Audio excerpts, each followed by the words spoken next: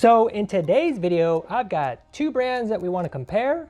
I've actually already did a video on these two brands before, but this is the next size up. Got one model on one side, ignition model on the other, both Nissan GTRs, same paint scheme, same setup. Let's take a look at how these two are different in terms of 43 scale starting right now.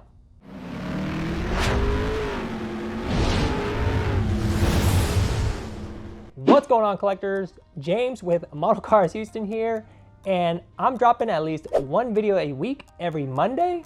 So if you're new to the channel, want to learn more about the hobby, this is your one-stop shop for all that information. Be sure to subscribe, hit the notification bell, that way you can stay up to date on all the new videos that I drop. So we're comparing two brands against each other, but this is actually a 43 scale comparison. The other video where I did a comparison was for 64, and you can actually find that video right here. But since we're in the 43 scale range of things, we can actually see some of the finer details that they can get into between these two brands. So here we've got one model and ignition model side by side.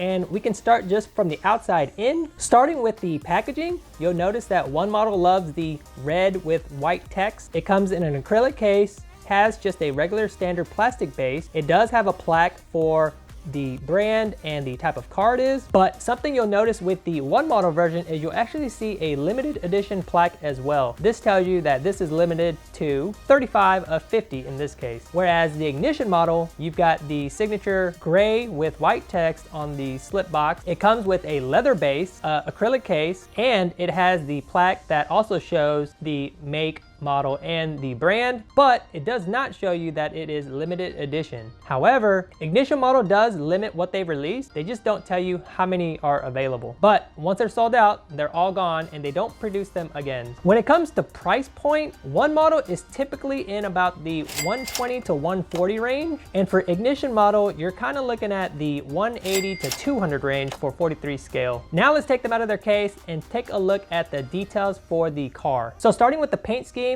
one model calls it the Andromeda color, and for ignition model, they call it the purple green paint. They definitely did a wonderful job on the paint. The colors definitely have the color changing effect, so the finish is really clean, really nice. No paint bubbles, no defects whatsoever. I will say that the ignition model version, the paint is a little bit darker. Moving on to the body, are all part of the Liberty Walk GTR Type 1 version 1 body kit. So that includes the front bumper, the front feeler, the over fenders, the side skirts, the rear diffuser, rear bumper, and the rear wing. Both models also have a lowered stance, but you can definitely tell that on the ignition model, the stance is a lot more aggressive versus the one model, which does look a little bit higher. Moving on to the side, you'll notice that the one model version actually has the rising sun decal, whereas the ignition model does not have that decal. Something else you'll notice on the side is that for the one model, it also has sponsorship decals on the rear over fender,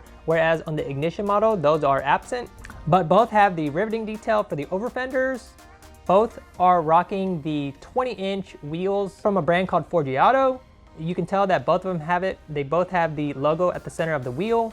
They also have colored big brake kits. Ignition model is gold, one model is orange. They both have drilled rotors as well. You'll also notice the Toyo tire stickers on both models. One thing you will notice about the wheels is that the ignition model seems to have a much more aggressive lip for the wheels, whereas the one model does not. But the finish on the wheels for the ignition model actually have the same color changing purple green effect, whereas on the one model, it's just more like a matte black. If you move into the interior, which is a little bit hard to see, they actually look identical. It's got a matte black finish. The interior looks factory. Steering wheel, center console, the dash area, actually all looks the same. Moving on to the rear, you'll see the rear diffuser. You also see the titanium tips for the exhaust and the rear bumper. Taillights look the same, and it also has the massive GT style wing as well. One of them, you'll notice that it's got the decals for ignition on the end caps of the wing.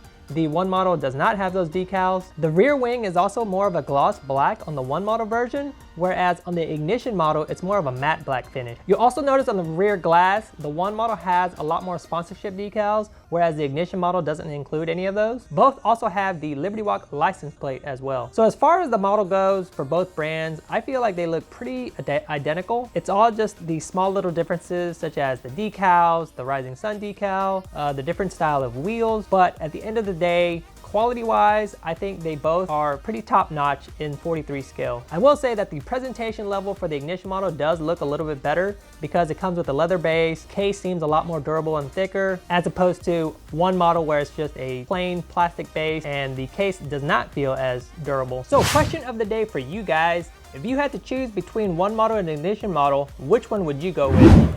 Is it because of the price? Is it because of those little differences that we noticed throughout the video? I love keeping the conversation going and I love responding to those comments. So let me know down in the comments below with which one was your favorite. If you enjoyed this video, I have many other videos in the library. You can check it out on this next slide.